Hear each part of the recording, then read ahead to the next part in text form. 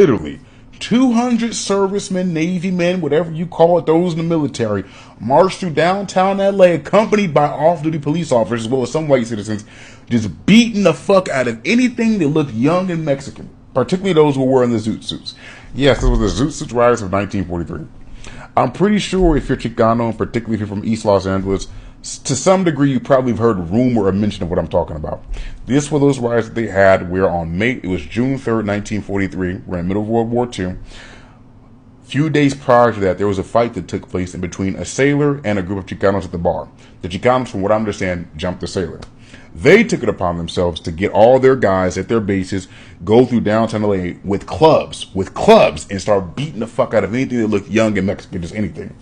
And to be fair, from what I understand, blacks, we got our fair share of getting our ass whipped too. There was a story I've been reading about how a black dude out in there, he got his eye gouged out by a serviceman, gouged out his eye, like it was fucked up.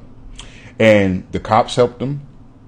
Citizens of LA helped him. It was a great thing. It was a great thing. They had a great time. And when the Mexican community complained about this, you want to know what LA's response is? You want to know what the city of Los Angeles' response was to this? And a few days later, you want to know what they did? They banned Zoot Suits. They banned Zoot Suits. That's how they solved racism in Los Angeles. Banning Zoot Suits. And let me just add some context, because I didn't explain what that was. Zoot Suits were those big-ass, colorful, broad-shouldered suits that all of our great-great-granddaddies used to wear back in the day. This was really popular amongst Chicanos and blacks. Like, this was our thing back in the day, you know. And at that time, unfortunately, particularly around World War II, anything that was young, anybody who was young and Latino wearing one of those suits, there was an association of this person being a thug, being a whoopty-whoop. And also, a lot of people looked at people who wore those suits as draft dodgers and quote-unquote unpatriotic. I'm just saying the excuse that racists use because... So at that time, the material to make those suits, remember back in the day, it was more common to get tailor-made suits. The materials that they used to make those suits at that time were supposed to be under ration, per se, for the production for the suits of military men and uniforms of military men, because you got to remember, we're in the middle of war.